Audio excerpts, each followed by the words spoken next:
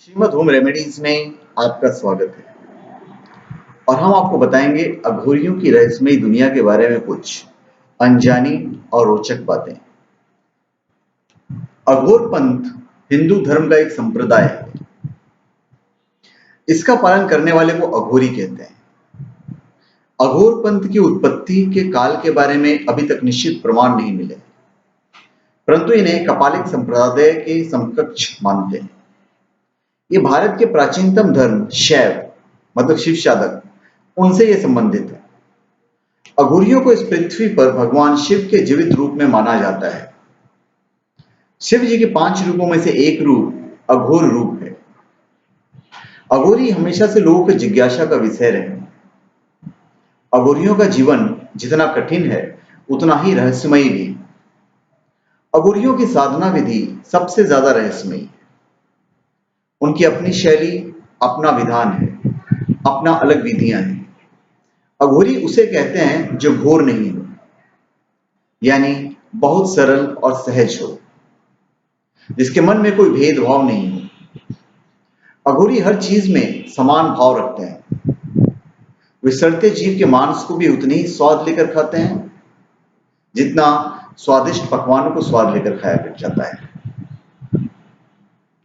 अघोरियों की दुनिया ही नहीं, उनकी हर बात निराली है कि जिस पर प्रसन्न हो जाए उसे सब कुछ दे देते हैं। अघोरियों की कई बातें ऐसी हैं जो आप सुनकर दांतों तले उंगली दबा लेंगे। हम आपको अघोरियों की दुनिया की कुछ ऐसी बातें बताएंगे जिनको जानकर आपको एहसास होगा कि ये कितनी कठिन साधना करते हैं। साथ ही उन शमशानों के बारे में भी हम आपको बताएंगे जहां अघोरी मुख्य रूप से अपनी साधना करते हैं। अघोरी मूलतः 3 तरह की साधनाएं करते हैं: शिव साधना, शव साधना और शमशान साधना। शिव साधना में शव के ऊपर पैर रखकर खड़े रहकर साधना की जाती है। बाकी तरीके शव साधना की तरह ही होते हैं। इस साधना का मूल शिव की छाती पर पार्वती द्वारा रखा हुआ पैर है। ऐसी साधनाओं में मुर्दे को प्रसाद के रूप में मांस और मदिरा चढ़ाई जाती है। शव और शिव साधना के अतिरिक्त तीसरी साधना होती है शमशान साधना, जिसमें आम परिवारजनों को भी शामिल किया जा सकता है। इस साधना में मुर्दे की जगह शवपीठ की पूजा की जाती है। शवपीठ उसे कहते हैं जिस स्थान पर शवों का दाह संस्कार किया जाता है। उस पर गंगा जल चढ़ाया जाता है। यहाँ प्रसाद के रूप में मांस मदिरा की जगह मावा चढ़ाया जाता है। अभी सबसे इंपॉर्टेंट बात यह है कि अघोरी शिव साधना के लिए शव कहां से लाते हैं। हिंदू धर्म में आज भी किसी 5 साल से कम उम्र के बच्चे, सांप काटने में मरे हुए लोग, आत्महत्या किए गए लोगों का शव जलाया नहीं जाता है, बल्कि दफनाया या गंगा में प्रवाहित कर दिया जाता है। पानी में प्रवाहित यह शव डूबने के बाद हल्के होकर पानी में तैरने लगते हैं। अक्सर अघोरी तांत्रिक इन्हीं शवों को पानी से ढूंढ कर निकालते हैं और अपनी तंत्र सिद्धि के लिए प्रयोग करते हैं। बहुत कम लोग जानते हैं कि अघोरियों की साधना में इतना बल होता है कि वो मुर्दों से ही बात कर सकते हैं। ये बातें पढ़ने सुनने में बहुत ही अजीब लगता है, लेकिन इन्हें पूरी तरह नकारा भी नहीं जा सकता। इनकी साधना को कोई चुनौती नहीं दी जा सकती। अघोरियों के बारे में कई बातें प्रसिद्ध हैं, जैसे कि वो बहुत हट्टी होते हैं।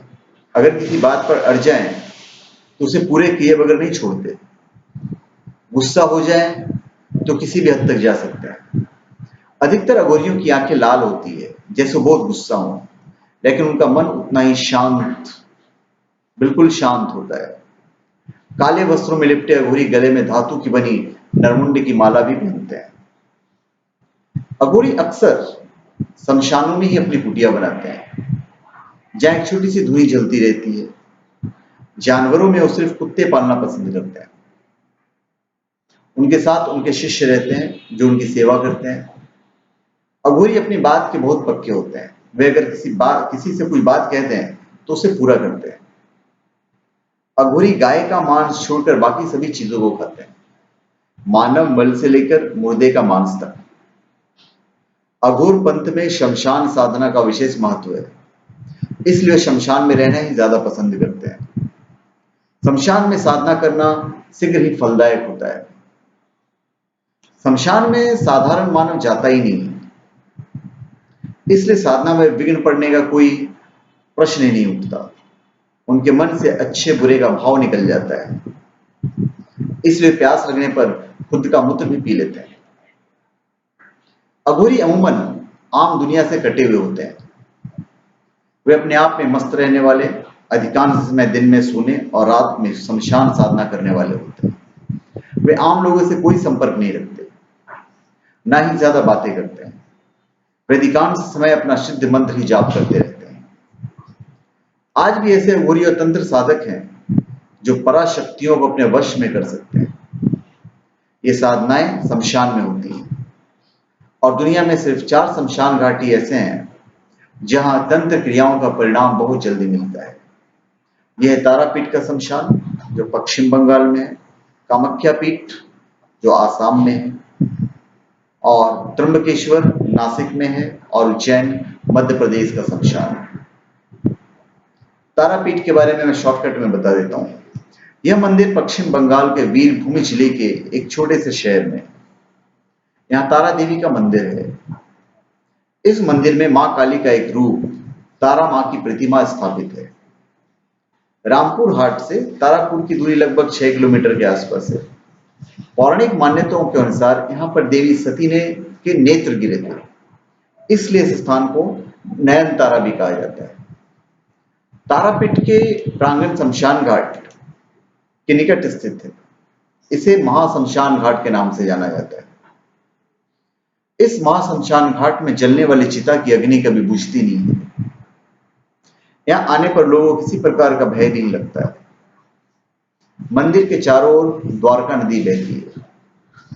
इस शमशान में दूर दूर से साधक साधनाएं करने आते हैं। फिर है कामाख्या पीठ।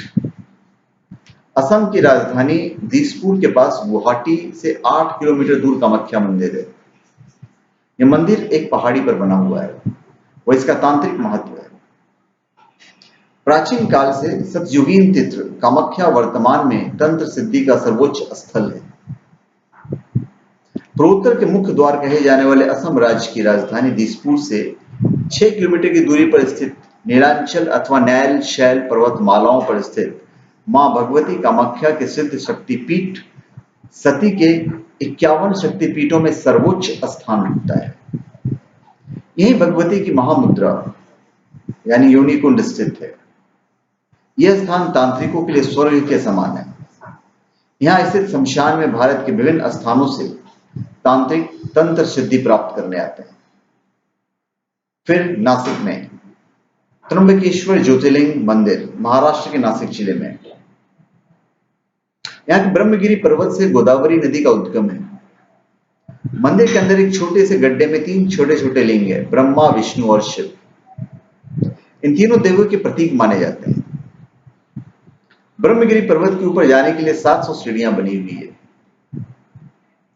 इन सीढ़ियों पर चढ़ने के बाद रामकुंड और लक्ष्मण कुंड मिलते हैं, और शिखर के ऊपर पहुंचने पर गोमुख से निकलती हुई भगवती गोदावरी के दर्शन होते हैं। भगवान शिव को तंत्र शास्त्र का देवता माना जाता है। तंत्र और अघोरवाद के जन्मदाता भगवान शिव ही हैं। यहाँ स्थित शमशान भी तंत्र के लिए प्रसिद्ध है। फिर है उज्जैन। महाकालेश्वर मंदिर के 12 ज्योतिर्लिंगों में से एक। यह मध्य प्रदेश के उज्जैन जिले में है। स्वयंभू, भव्य और दक्षिण मुखी होने के कारण महाकालेश्वर महादेव की अत्यंत पुण्यदायी माना जाता है। इस कारण तंत्र शास्त्र में भी शिव के इस शहर को बहुत जल्द फल देने वाला माना गया है।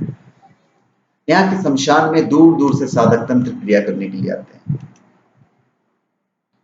तो हमने आपको इन अघोरियों के बारे में बताया जो पूजनीय भी होते हैं।